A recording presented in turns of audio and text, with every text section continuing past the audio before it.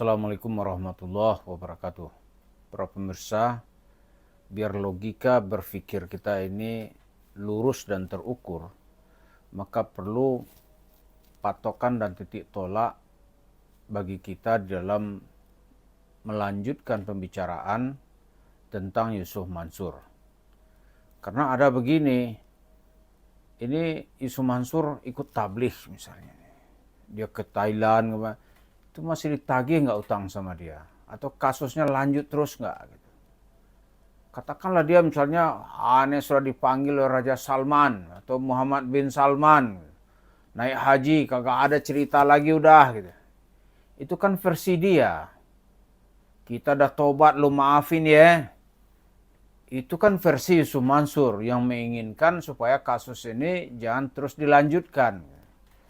Tapi kalau masyarakat sudah menganggap bahwa meminta duit, menggugat Yusuf Mansur ini bagian dari semangat jihad, ya harus dilanjutkan. Nggak peduli itu dia mau sujud sampai jidatnya hitam misalnya.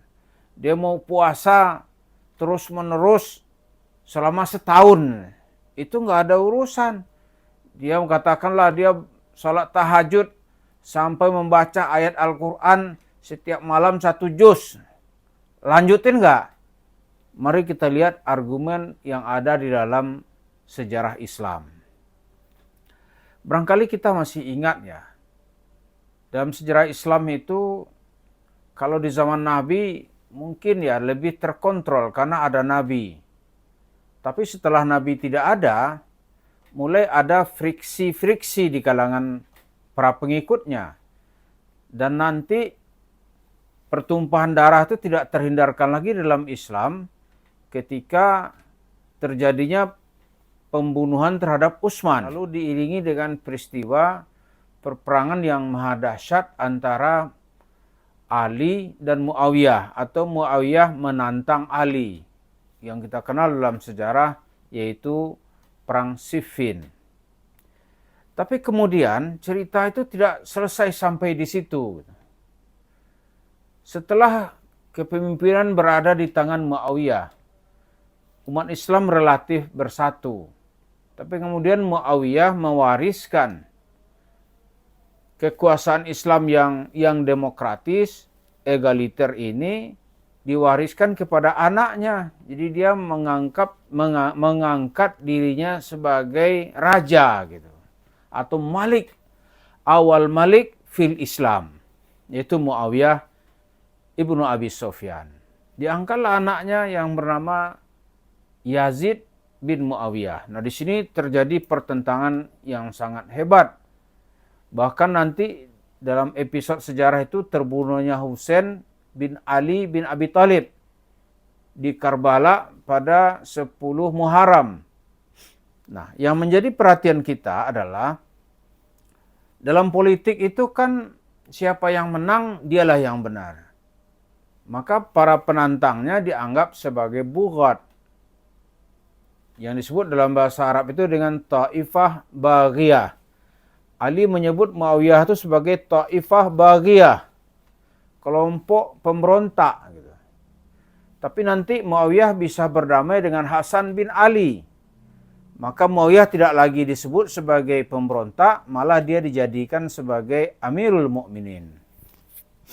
Singkat cerita, setelah Yazid menjadi khalifah itu ditentang oleh beberapa pihak.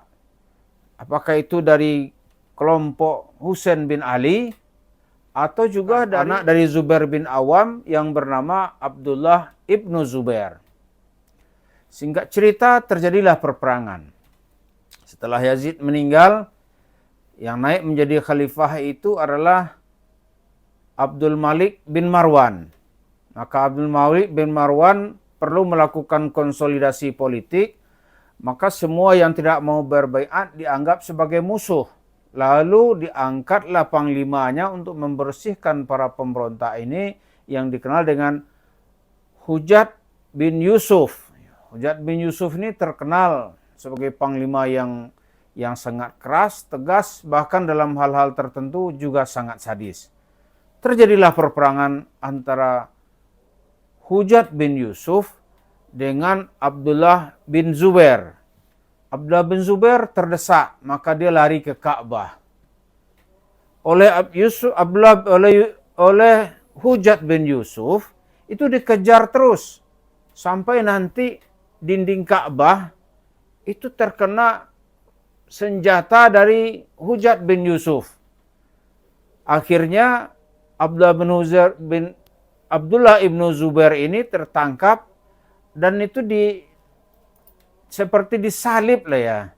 Di Ka'bah, dibiarkan jasadnya itu di sana selama berhari-hari. Apa yang dapat kita ambil?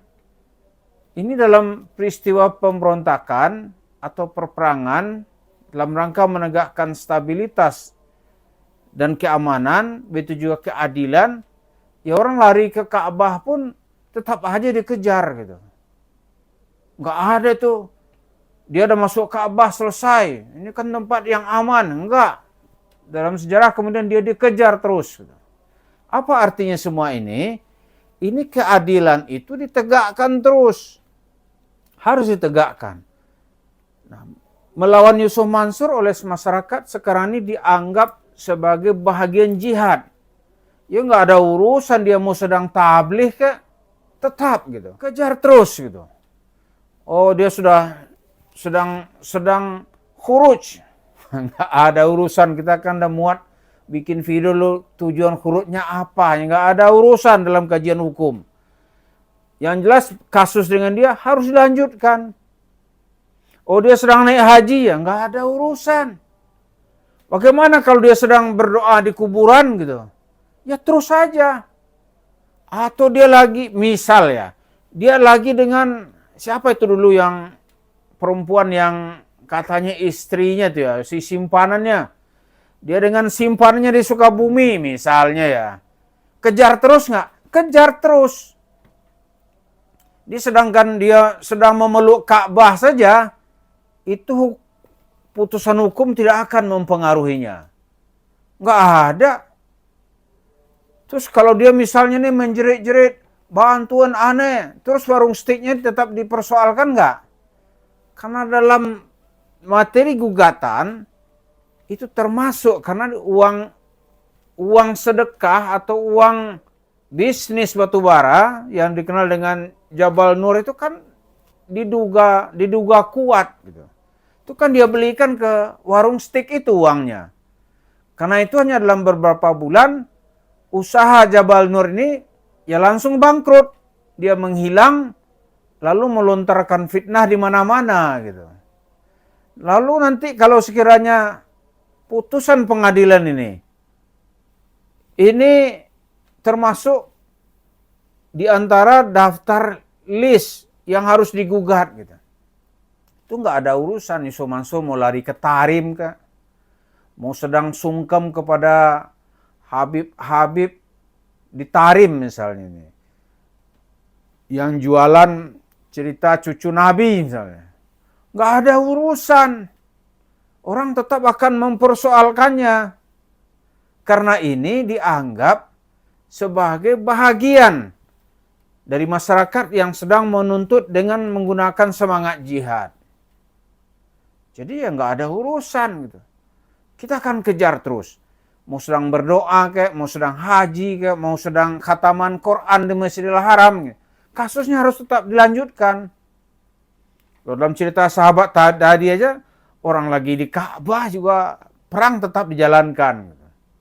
Bahkan setelah Nabi menaklukkan kota Mekah, itu pasukan baru berperang lagi di Masjidil Haram itu ya ketika terjadi pertentangan politik antara Abdul Malik bin Marwan yang dilawan oleh Abdullah bin Zubair.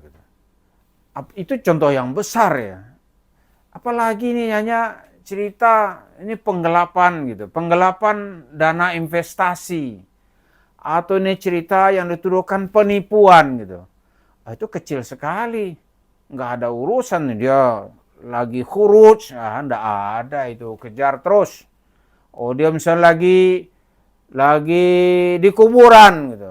Wah kita melihat kuburannya kan dia lagi bisnis di kuburan. Dilanjutkan nggak kasus? Lanjutkan. Karena itu kita minta ya kepada pihak pengadilan, nggak ada alasan tuh ditunda-tunda dengan berbagai dalih, itu kan nggak ada sebenarnya. Apalagi gitu. Kalau sekiranya kasusnya sudah jelas ya tentu saja keadilan ini harus ditegakkan. Jadi kesimpulan kita dari ajaran Islam yang kita pahami, menegakkan keadilan itu harus lebih utama ya daripada membiarkan, walaupun orang itu sedang beribadah, sedang apalah gitu, mau sedang duha, sedang baca Al-Waqi'ah, sedang baca Al-Mulk, ya kan? Ya, nggak ada urusan. Karena itu sebenarnya ya ada polisi menangkap pencuri dalam masjid, ya sebenarnya sah-sah saja. Sebab kalau dibiarkan bisa lari dia. Jadi itu logika Islam mengajarkan kepada kita hak-hak sipil itu atau hak-hak warga negara itu ya harus didahulukan, nggak peduli itu. Oh dia kalau dia beribadah gimana ya? Tergantung dia. Dia lagi puasa gimana ya? Tetap hukum harus ditegakkan terus. Jadi kita lihat tidak ada alasan untuk mengendorkan semangat mengejar isu Mansur. Walaupun dalam beberapa publikasi dia nampak sedang khuruj, nggak ada urusan. Khuruj urusan dia.